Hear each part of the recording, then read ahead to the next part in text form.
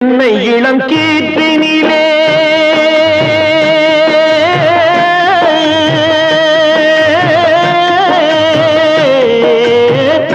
என்னை இளம் கீற்றினிலே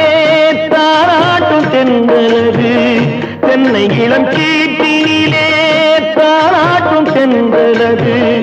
என்னை தனை சாய்த்து விடும் புயலாக வரும் பொழுது